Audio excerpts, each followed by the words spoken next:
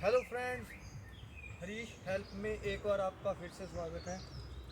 आज हम बात करेंगे कि कैसे आप अपनी फ़्लाइट टिकट बुक करवा सकते हैं, वो भी चीप प्राइस में। जो गलतियां मैंने करी वो आप लोग ना करें, इसके ऊपर मैं वीडियो बनाने लगा हूँ। मेरी आदत है कि जब भी मैं कोई टिकट्स वगैरह बुक करवाता हूँ तो मैं किसी एजेंट के पास नहीं जाता, खुद से ही मत्था मारता रहता हूँ इंटरनेट पे, ताकि मुझे थोड़ी चीप टिकट मिल जाए। मैं जो इंडिया से लंदन आया तो मेरी टिकट का प्राइस था सिर्फ 26,000 रुपये में। मैं इंडिया से लंदन आ गया। तो मेरे दोस्त हैं, जो जितने भी मेरे अदर कलीग्स हैं, कोई 40,000, कोई 50,000, कोई 60,000 ऐसे अपनी मनी वेस्ट करके आया है। जब मैं उनको बताता हूँ कि मैं सिर्फ 26 या 28,000 रुपये में मेरी टिकट लगी, तो वो सरप्राइज हो जाते हैं कि ऐसे कैसे हो सकता है, ऐसे तो पॉसिबल ही नहीं है। पर ऐसा पॉसिबल है। इवन कि मैं अपनी टिकट सिर्फ 15,000 रुपये में बुक करवा लेता, अगर मेरे पास लगेज ना होते। इतनी महंगी टिकट भी मुझे इसलिए पड़ गई क्योंकि मेरे पास लगेज था। मेरे पास 40 किलो केजी के आसपास का सामान था। अगर मेरे पास वो ना होता तो मैं 15,000 रुपये में इंडिया से लंदन आ जाता। उसके सब टिप्स मैं आपके साथ शेयर करने वाला हूँ कि कैसे आप भी कर सकते हैं। सबसे पहला ट्रिक, जो बहुत बेसिक ट्रिक है, कि जैसे आपकी जर्नी है उससे आप 1 महीना पहले कोशिश करें उसको बुक करने की।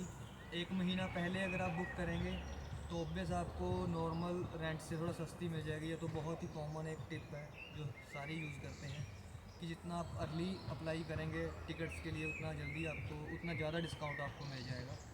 दूसरा जो टिप है वो है कि जो पॉपुलर वेबसाइट्स हैं, लाइक मेक माई ट्रिप हो गई, स्काई स्कैनर्स हो गई, एक फ़्लाइट नेटवर्क्स नाम से थी एक वेबसाइट, जो आपको गूगल पे सबसे टॉप पे आती हैं वेबसाइट, उनको आप बुक मार्क करके रखें और उनको आप डेली बेसिस के ऊपर उनको चेक करना है। आपने सुबह जब आप उठते हो और जब आप सोने से पहले, क्योंकि इन वेबसाइट्स के ऊपर डेली रेट्स, डेली डिस्काउंट्स आते रहते हैं।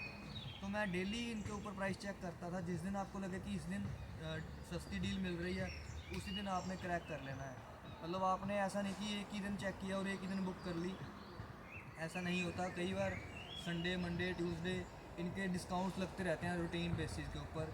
कई बार कोई क्रेडिट कार्ड, कोई डेबिट कार्ड के ऊपर ऑफ़र चल रही होती है, तो आप अपने फ्रेंड्स के साथ वो भी यूज़ कर सकते हैं। मैंने भी एक क्रेडिट कार्ड यूज़ किया था, जिससे मुझे 2000 का फ़ायदा हो गया था।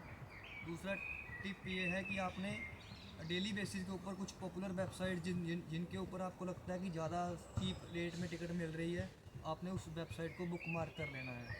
तीसरा जो टिप है वो बहुत इंपॉर्टेंट है, कि आपने कोशिश करनी है कि आपने वेबसाइट के थ्रू बुकिंग मत करो, ऐप के थ्रू बुक करो। क्योंकि आजकल क्या हो गया है कि हर वेबसाइट वाले, हर कंपनी वाले मोर डिस्काउंट देते हैं अगर आप मोबाइल ऐप के थ्रू बुकिंग करते हैं। जैसे मुझे 500 रुपये एक्स्ट्रा मिला था सिर्फ इस बात से कि मैंने वो टिकट अपनी लैपटॉप पे नहीं, एंड्रॉयड ऐप डाउनलोड करने के बाद मुझे 500 रुपये, 500 rupees as a welcome bonus मिला था। तो मेरा वो भी फ़ायदा हो गया। एक ये टिप भी बहुत असरदार रहती है। चौथी जो फाइनल टिप है वो ये है कि आप डायरेक्ट फ़्लाइट बुक मत करें। अगर तो आपके पास पैसे हैं तो आप डायरेक्ट फ़्लाइट बुक करें, बट अगर आप मेरी तरह थोड़ा सा बजट में देखना चाहते हैं तो कभी भी डायरेक्ट फ़्लाइट बुक ना करें। मैंने जो किया, मैंने पहले दुबई गया, मैं फिर दुबई से मैंने लंदन की ओर मूव किया। इससे मेरा 15,000 का, कम से कम 15,000 का फ़ायदा हो गया। बट इसमें एक नई चीज़ भी मुझे सीखने को मिली, जिसकी वजह से मुझे 4-5 हज़ार का नुकसान भी हुआ। वो ही मैं आपके साथ डिस्कस कर रहा हूँ ताकि आपका वो नुकसान ना हो पाए। तो मेरा क्या नुकसान हुआ, मुझे ये नहीं पता था कि जब हम दुबई लैंड करते हैं तो दुबई से जब नेक्स्ट फ़्लाइट लंदन की बैठते हैं तो उसमें वो सामान शिफ्ट नहीं करते, और सामान शिफ्ट करने के वो आपसे 8,000 लेते हैं इंडियन रुपीज़, इंडियन करेंसी के रूप में। तो वो इस बात का मुझे नहीं पता था। अगर आपके पास सिंपल एक छोटा बैग है फिर तो कोई दिक्कत नहीं है, 7 किलो, 8 किलो, 10 किलो के आसपास अगर बैग है, जिसको हैंड बैग बोलते हैं, फिर तो आपको कोई दिक्कत नहीं आएगी, फिर आप फ्री में अपनी फ़्लाइट चेंज कर सकते हैं। लेकिन अगर आपके पास एक बड़ा बैग है, लाइक 20 kg का, 30 kg का, जो बैग हमारा सबमिट हो जाता है फ़्लाइट में एंटरिंग के टाइम, अगर आपके पास वो वाला बैग है तो आपको ये रिस्क नहीं लेना। आपने पहले चेक करना है कि जो आपका इंटर स्टेशन है, जैसे मेरा इंटर स्टेशन दुबई था, कि दुबई वाले आपसे कितना चार्ज करेंगे सिर्फ आपका बैग ट्रांसफ़र करने के लिए। मुझे इस बात का पता नहीं था, इस वजह से मैंने 4-5 हज़ार का नुकसान कर लिया। अदरवाइज़ मैं क्या, इसका एक सोल्यूशन था कि मैं क्या कर सकता था, मैं दुबई दुबई का ट्रांजिट वीज़ा जो 96 आवर्स का या 24 आवर्स का एक वीज़ा होता है, वो मैं ले लेता। वो मुझे 2000 कोस्ट करना था। अगर मेरे पास वो होता तो मैं वो मेरा 6-7 हज़ार का और फ़ायदा हो जाता। तो इस यही एक टिप मैं आपसे शेयर करना चाहता था कि कभी भी अगर आप डायरेक्ट फ़्लाइट नहीं बुक करते और आप बीच में कोई स्टेशन होता है, तो आपने ये चीज़ कंफर्म करनी है कि आप जो बीच वाला स्टेशन है वो आपका लगेज फ्री में ट्रांसफ़र कर देगा।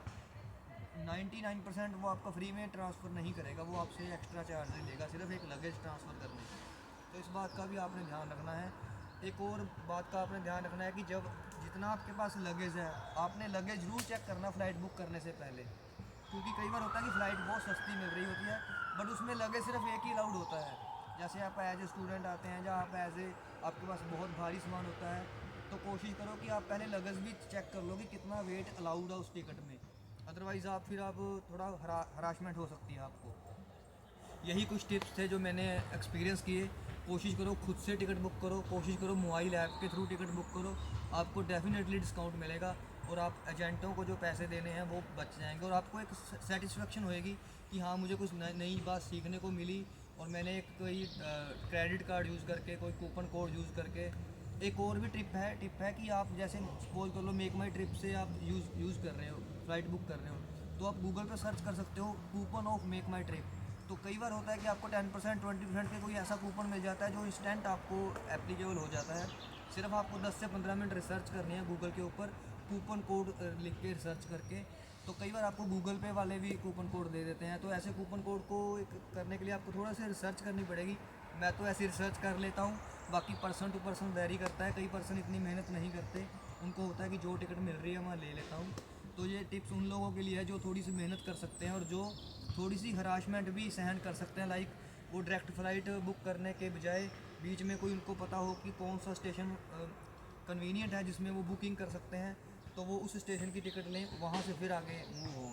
उससे आपका 10-15 हज़ार का डेफिनेटली फ़ायदा होगा। मेरा हुआ था, तो मैं चाहता हूँ कि आपका भी हो जाए। थैंक यू सो मच, मिलते हैं अगली वीडियो में।